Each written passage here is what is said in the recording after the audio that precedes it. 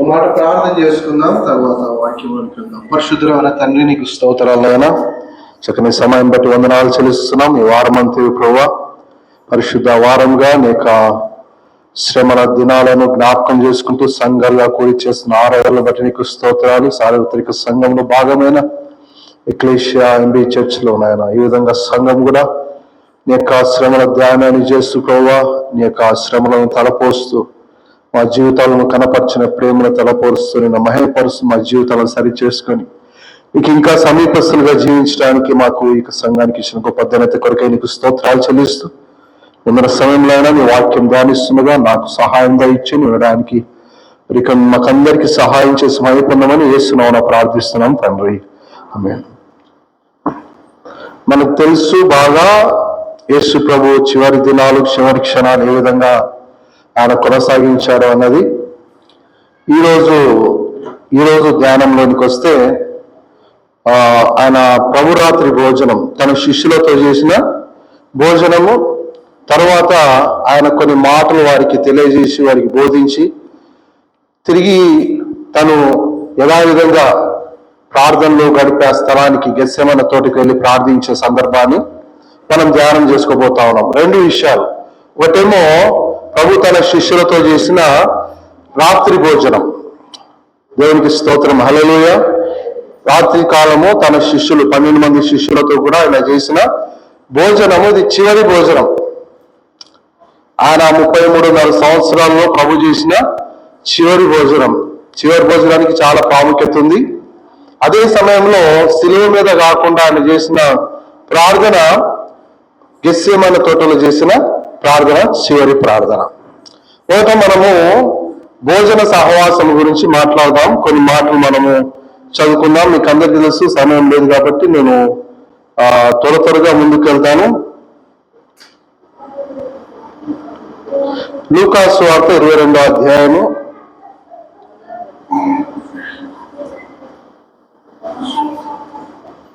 7వ వాక్యం. పస్కా పశువును వధింపవలసిన పులియని రొట్టెల దినము రాగా, పస్కా పశువును వధింపవలసిన పులియని రొట్టెల దినం రాగా యేసు పేతురును యోహానును చూచి, మీరు వెళ్ళి మనము భుజించుటకై పస్కాను మన కొరకు సిద్ధపరచుడని వారిని పంపెను. పస్కా పశువును వధింపవలసిన పులియని రొట్టెల దినము రాగా, పస్కాను మన కొరకు సిద్ధపరచుడని వారిని పంపెను. పస్కా 1446 సంవత్సరాలు పూర్వం, అంటే యేసుక్రీస్తు ఈ సమయంలో ఉన్నప్పటి నుంచి బ్యాక్ వెళ్తే 1446 సంవత్సరం బీసీలో ఇశ్రాయేలు ప్రజలు ఐగుప్తు యొక్క బానిసత్వం నుంచి దాటడంలో చేసిన పులియని రొట్టెల పండుగ, పస్కా పండుగలో జరిగిన ఆ యొక్క సందర్భమే ఇక్కడ తిరిగి చూస్తా ఉన్నాం. నాడు ఇశ్రాయేలీల ఐగుప్తు బానిసత్వం నుంచి విడిపించబడడానికి దేవుడు ఒక ఏంటంటే పస్కా బలి, లేకుంటే పస్కా విందును మీరు ఆచరించాలి. అది మీరు ఒక గొర్రె పిల్లని కోయాలి, వధించాలి, దాన్ని చేసుకోవాలి, మీ గడప గుడాలు అమర్చి మీరు త్వరగా దీన్ని మీరు తీసుకొని వెళ్ళాలని మనకు తెలుసు. అదే దినాల ఎగ్జాక్ట్ 1446 సంవత్సరాలు, నేను ఉదయకాలమే ధ్యానం చేసింది అని చెప్పి ఈ టైం లైన్ గురించి పెద్ద ఇంట్రెస్ట్ లేదు, కానీ పస్కా పశువు వధింపబడిన దినం నాడు ఐగుప్తు నుంచి ఇశ్రాయేల్ ప్రజలు బయటపడిన సందర్భం అంతా కూడా నేను ధ్యానం చేస్తూ కాలానికి మధ్య ఎంత గ్యాప్ ఉంటుంది. 3 సేవకులు అడిగి లాస్ట్కి నేను దానియేలు రెఫరెన్స్ బైబిల్లో చూస్తే 1446 సంవత్సరాల క్రితం, బిఫోర్ క్రైస్ట్ లో జరిగిన సంఘటన. ఇశ్రాయేల్ ప్రజలు ఐగుప్తును విడిచి కానాను ప్రయాణం ఆరంభించే సమయంలో వాళ్ళు చేసిన ఒక పండుగ. అదే సందర్భంలో, అదే సమయంలో, అదే సందర్భాన్ని జ్ఞాపకం చేసుకుంటూ ఇశ్రాయేలీలు ప్రతి సంవత్సరం చేసే ఒక పండుగ. యేసు ప్రభు కూడా ఈ లోకానికి ఎందుకు వచ్చారో మనకు తెలుసు. ఆయన భూమి మీదకి వచ్చి సర్వలోక పాప నివారణ కొరకు సర్వలోక ప్రజలందరికీ పాప ముక్తులను చేసి ఆయన నిత్యరాజ్యానికి తీసుకొని వెళ్ళడానికి తన శరీరాన్ని నలుగొట్టుకుని తన రక్తాన్ని ధారపోసి ఆయన తండ్రి అయిన దేవుని ద్వారా ఆజ్ఞాపించబడి ప్రేమను కనపరిచి మనందరికీ విమోచన ఇవ్వడానికి లోకానికి రావడం జరిగింది. ఆయన కూడా పశువుగా ఈ లోకానికి రావడం జరిగింది. ఆ యొక్క తన శరీరాన్ని రొట్టెగా ఆయన ఇవ్వడం జరిగింది. దాన్ని జ్ఞాపకం చేసుకుంటూ అదే దినము అదే సమయంలో ప్రభు చేస్తున్న ఆ యొక్క భోజనం తన శిష్యులతో మాట్లాడుతూ రొట్టెల దినము రాగా పస్కాను మన కొరకు సిద్ధపరచులని వారిని పంపెను. ప్రభు రాత్రి భోజనము జరిగిన సంఘటన ఇశ్రాయేలు ప్రజలు క్రమంగా చేస్తున్న పస్కా పండుగ దినమున జరపబడింది. పస్కా పండుగ దినము దేనికి సూచన, దేనికి గుర్తు అంటే బానిసత్వంలో నుంచి ప్రజలు విడుదల పొందే సమయంలో వారు చేసిన యొక్క సంతోషకరమైన కార్యం, వారి మీద ఆ యొక్క రక్తము గుర్తుగా నియమించబడిన ఆ యొక్క కార్యము పస్కా బలి పశువుని గురించినది, పస్కా పులియని రొట్టెల పండుగ గురించిన సందర్భం. అదే సందర్భం ప్రభు చేరు రాత్రి భోజనము తన శిష్యులతో చేయడం జరిగింది. ఎంతమంది అండి శిష్యులు? తనకు 12 మంది శిష్యులు. 12 మంది శిష్యులతో కలిసి మేరగది మీద ఆయన పస్కా పండుగ భోజనాన్ని లేకుంటే పులియని రొట్టెల దినాన ఆయన తన శిష్యులతో కలిసి భోజనం చేశాడు. ఒక రొట్టెను తీసుకొని విరిచి, ఇది నా శరీరం, మీ కొరకు ఇవ్వబడిన నా శరీరం, మీ కొరకు ఇవ్వబడుతున్న నా శరీరం, నన్ను జ్ఞాపకం చేసుకుంటే దీన్ని మీరు చేయడం అని చెప్పిండు. అదేవిధంగా భోజనమైన తర్వాత ఆయన పాత్ర ఎత్తుకొని కృతజ్ఞతాస్తులు చెల్లించి, ఈ మీ కొరకై కాచబడుతున్న నిబంధన రక్తము నన్ను జ్ఞాపకం చేసుకుంటే దీన్ని చేయని తన శిష్యులకు పంచి వార్త కూడా భోజనం చేశాం. అందులో తను అప్పగించిన ఇస్కరియోతు కూడా ఉన్నట్లు మనకు బాగా తెలుసు. దేవునికి స్తోత్రం, హల్లెలూయా. గమనించండి, ఈ యొక్క ప్రభురాత్రి భోజనంలో ఉన్న కొన్ని ముఖ్యమైన విషయాలని చెప్పి ముందుకు వెళ్తాం. ప్రభు రాత్రి చేసిన భోజనము తనకు చివరి భోజనం, తన శిష్యులతో చేసిన భోజనం, తనను అప్పగించు వారితో కలిసి చేసిన భోజనం. ఈ విషయము బాగా ఆలోచన. తనను అప్పగించే వ్యక్తి ఎవరు ప్రభుకు బాగా తెలుసు. ఇలా మనం నేర్చుకోవాల్సిన విషయం ఏంటంటే, మన విషయం ఎవరైనా చెడుగా మాట్లాడారు, లేకుంటే మన విషయం ఎవరన్నా సనిగారు గునిగారు, లేకుంటే మనల్ని ఆయాస పెట్టే విషయాలు మనల్ని బట్టే వారిని బట్టే జరిగాయంటే వారితో సహవాసం చేయాలి. మనం చాలా ఆయాసపడతాం, ఇబ్బంది పడతాం. కానీ ఫ్రమ్ ద బిగినింగ్ యేసు ప్రభు పరిచర్యకు వచ్చిన నాటి నుంచి యూదా తన వెంటనే ఉన్నాడు. యేసు ప్రభుకు తెలియదంటారా యూదా నన్ను అపయత్తరని? 33 సంవత్సరాలు భరించు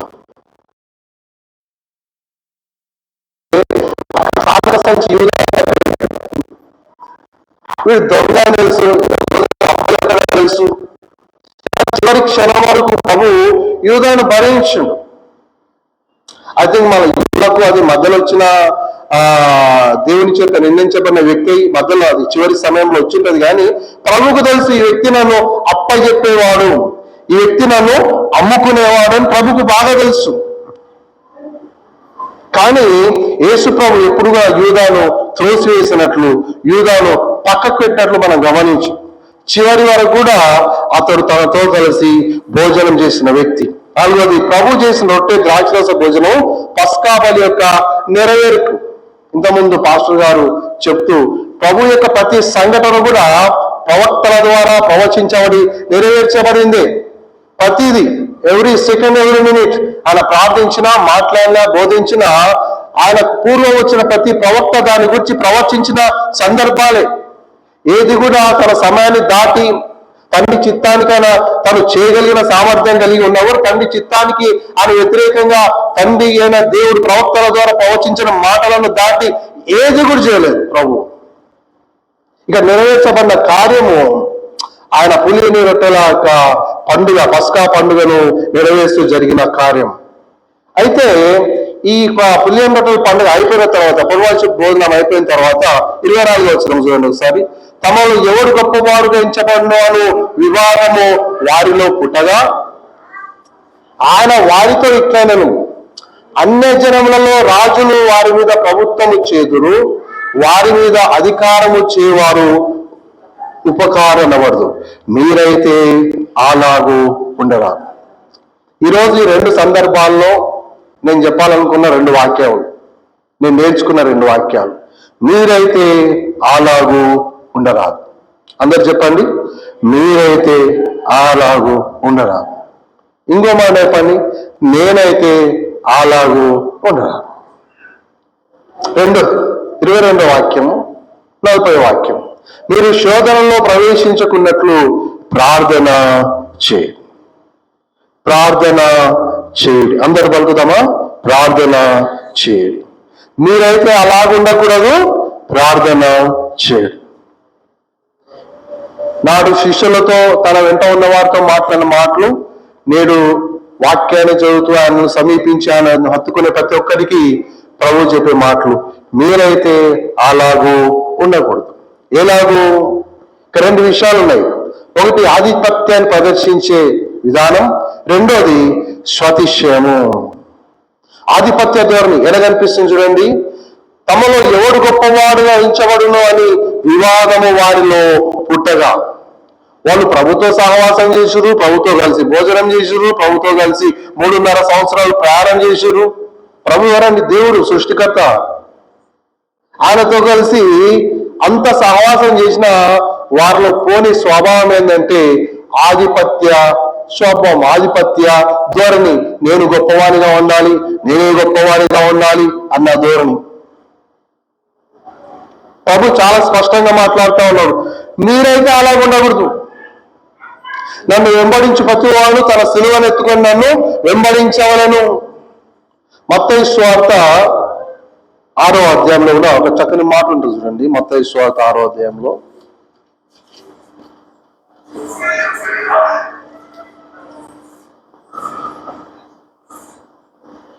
7వ వాక్యం, 8వ వాక్యం, మీరు వారి వలె ఉండకుడి, మీరు వారి వలె ఉండకూడదు. ఇక్కడ ఏముందండి? మీరైతే అలాగూ ఉండకూడదు. ప్రభు స్టేట్మెంట్స్ కొన్ని చాలా చిన్నగా ఉంటాయి కానీ చాలా పవర్ఫుల్గా ఉంటాయి. మీరు వారిలాగా ఉండకండి. అక్కడ వేరి గురించి మాట్లాడిండు, ధర్మం చేసేవారి గురించి మాట్లాడిండు, ఉపవాసం చేసేవారి గురించి మాట్లాడిండు, ప్రార్థన చేసేవారి గురించి మాట్లాడిండు. ధర్మం చేసేవారు ప్రజలకు కనిపించేటట్లు ధర్మం చేయకండి, ఉపవాసం చేసేవారు ప్రజలకు కనిపించేటట్లు ముఖారం చేసుకుని ఉపవాసం చేయకండి, ప్రార్థన చేసేవారు ప్రజలకు కనిపించినట్లు ప్రార్థన చేయకండి అని ఇంకా చాలా విషయాలు ఉంటాయి అక్కడ ఆ భాగం అంతా. చివరికి ఏమంటారు? మీరు దేని గురించి చింతించకుడి, ఏమి తిన్నాము, ఏమి త్రాగుదు, ఏమి ధరించుకున్నాము అని చింతించకుడి, అన్యజనులు వీటన్నిటి విషయమై విచారించరు, మీరు వారి వలె ఉండకుడి. ఆయన ప్రారంభ దినాల్లో చేసిన ప్రసంగంలో నాకు నీతిమంతులుగా, ప్రార్థన పనులుగా, భక్తి పనులుగా ఎంచబడిన వారి వలె, నాడు ఆయనను విశ్వసించని అన్యజనుల వల్ల మాట్లాడుతూ మీరు వారి వల్ల ఉండకుడి, మీరు ప్రత్యేకించబడినవారు, మీరు ఏర్పరచబడినవారు, మీ ప్రార్థన, మీ భక్తి, మీ నీతి రహస్యమందు చూచుచున్న తండ్రి చూడాలి తప్పితే ప్రజల కొరకు చేయకండి మీరు ఏదని నాడు ప్రారంభ దినాల్లో చెప్పాను. ఇప్పుడు చివరి దినాలైనా మాట్లాడుతున్న మాట ఏంటంటే మీరు అలాగూ ఉండకూడదు. అరే ఇన్ని దినాలు ఆయన ప్రయాణం చేస్తారు, ఇంత ప్రసంగాలు ఏంటి, ఏందిరా బాబు మళ్ళా కొట్లాడుతారు, మీరు అలాగూ ఉండకూడదు. ఎన్నోసార్లు యూదా అతను రాజుగా చేద్దామన్న ఆతృత కనపరచును, కానీ యేసు ప్రభు ఎప్పుడు ఆధిక్యాన్ని ఆయన పొందుకోవడానికి ప్రయత్నం చేయలే. ఈరోజు సంఘాలు చెడిపోవడానికి, సంఘాలు చీలిపోవడానికి, సంఘాల్లో అసమానత్వాలు రావడానికి కారణం ఏంటంటే ఆధిపత్య పోరు. నేనుండాలి, నేనుండాలి, నేనుండాలి. మీలో ఇక్కడ చాలా మాటలు చూడండి, మనం కిందికి చూస్తే 26 నుంచి కంటిన్యూ. మీలో గొప్పవాడు చిన్నవాడి వలెను, అధిపతి పరిచారకుని వలెను ఉండవలను. మీలో గొప్పవాడని నీకు నీవు నాకు నేను అనుకుంటే నేను ఏ విధంగా ఉండాలి? చిన్నవాడి వలెను, అధిపతి పరిచారకుని వలె ఉండవలను. ఈ లోక నడక, ఈ లోక రీతేమో గొప్పవాడు గొప్పవాడుగా ఉండి ఆధిపత్యాన్ని ప్రదర్శిస్తారు, కానీ మీరు అలాగూ ఉండకూడదు. క్రైస్తవునికి ఆధిపత్య ధోరణి మంచిది కాదు. ఫిలిప్పీలకు రాసిన పత్రిక 2వ అధ్యాయంలో కూడా దేవుని వాక్యం మాకు నేర్పిస్తుంది. క్రీస్తు యేసు కలిగిన ఈ మనస్సు మీరు కలిగి ఉన్నాడు. ఏ మనస్సు అండి? ఆయన తండ్రి మహిమను విడిచిపెట్టి కూడా భాగ్యం ఎంచుకోనలేదు, కానీ దేవుని స్వరూపం విడిచిపెట్టి దాసుని స్వరూపం ధరించి తన్ను తాను రిక్తునిగా చేసుకొని, డినైడ్ హిమ్సెల్ఫ్ అని ఉంటుంది ఇంగ్లీష్, రిక్తునిగా చేసుకునే స్వభావం. క్రైస్తవుని స్వభావము తన్ను తాను రిక్తునిగా చేసుకునే స్వభావం, భరించే స్వభావం. ప్రభురాత్రి భోజనం వరకు యూదాను భరించిండు. ప్రభురాత్రి భోజనంలో కూడా ఏమంటాడు? నువ్వు చేయాల్సింది ఏందో చేయిపో అన్నాడు, అంతే, ఎక్కువ మాట్లాడలే. అవునా? నువ్వు చేయవలసింది ఏందో చేయిపో అంటాడు, అంతే. మనకైతే చూస్తేనే బాధ, ఏమేమో కలుగుతాయి, ఇంకా ఒక్కొక్కరు కోటి కలుగుతాయి. ఈ యొక్క వాక్య ధ్యానాలు మన జీవితాలను మనం పరిశీలన చేసుకొని మన జీవితాలను సరి చేసుకోవడానికి చేస్తున్న ప్రార్థనలు ఇవన్నీ. ఈరోజు ఈ సంఘంలో కావచ్చు, ప్రతి సంఘంలో మనం భరించేవారికి ఉండాలి, మనము సహించేవారికి ఉండాలి. రెండోది, మనలో ఆధిపత్య ధోరణి కలిగి ఉండకూడదు. మనలో గొప్పవాడు చిన్నవాని వలె ఉండాలి, అధిపతి పరిచారకుని వలె ఉండాలి. మా సార్ యుఎస్ ఉన్నాడు, ఆయన ఫోన్ చేసి నాతో మాట్లాడుతూ ఉంటాడు. మాట్లాడుతూ చెప్తా ఉన్నాడు. వాళ్ళ క్యారెక్టర్స్ చూసి నా పరిచయం ఆయన ఇప్పుడు ఆడుండి చెప్తున్నాడు, బ్రదర్ వాళ్ళు 80 ఇయర్స్ 90 ఇయర్స్ 70 ఇయర్స్ ఉంటారు, రిచ్ పీపుల్, మందిరానికి వస్తారు, ప్రార్థనకు వస్తారు, వాళ్ళు మంచి సూట్స్ ఇట్లా అంటే రిచ్గా వస్తారు. ఆరాధన అయిపోయినా మరి ఎవరంతకు వాళ్ళు సూట్లు ఇప్పేసి ఎవరి పని వాళ్ళు చేసిపోతారంట. మన కాడ అంటే నాకు చెప్తారు, మన కాడ ముఖాలు బిగుసు పెట్టుకొని పని చేపిస్తారు.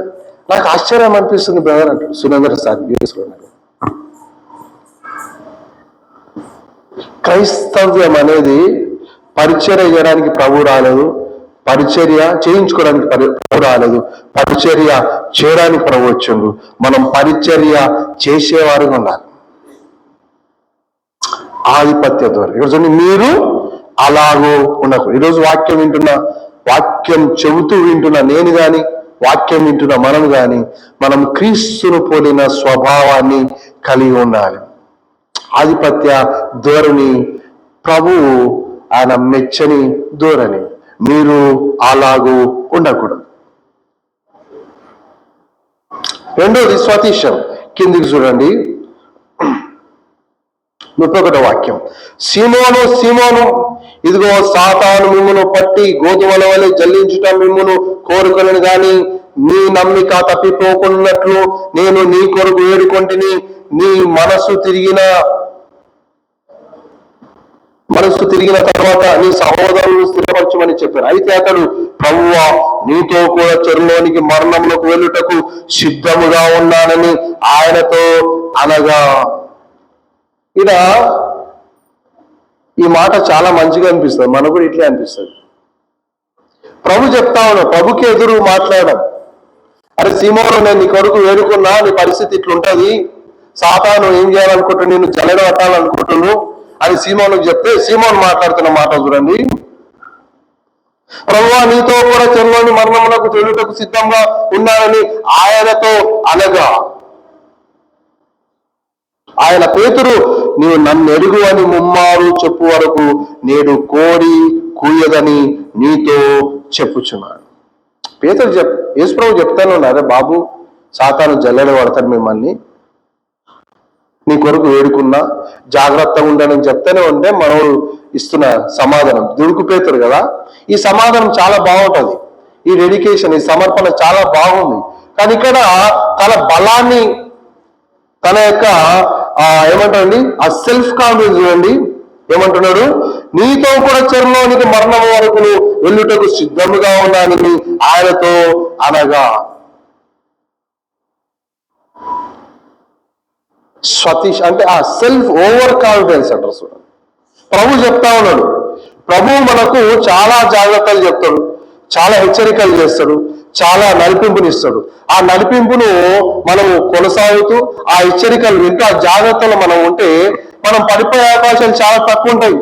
మనం ఒకరోజు ప్రార్థన చేసుకోను, లేకుంటే ఒకరోజు వాక్యం చదువు, లేకుంటే నలుగురితో సావాసం చేసి మనం అనుకుంటాం ఇక నేను పడిపోలే అనుకుంటాం. తాను నిల్చున్నాను అనుకున్నవాడు పడిపోకుండా జాగ్రత్తగా చూసుకున్న వాళ్ళను. క్రైస్తవుని జీవితము ఈరోజు ఉత్సాహకరంగా ఉంటుంది, మళ్ళీకి వచ్చేసరికి ఏదో పొరపాటు చేసి ఏదో పరిస్థితులను బట్టి బలహీన పడిపోతుంటాం. ఎప్పుడు నేను ఇదే స్థితిలో ఉంటాను, ఆధ్యాత్మిక జీవితంలో ఉండాలని కోరుకోవడం వేరు, ఉంటాని ఆ అతిశయాన్ని లేకుంటే కాన్ఫిడెన్స్ ను కనపరచడం వేరు. మనం అట్లా ఉండకూడదు. మనం ఏం చేయాలి తెలుసా, ప్రతిసారి ప్రభు మీద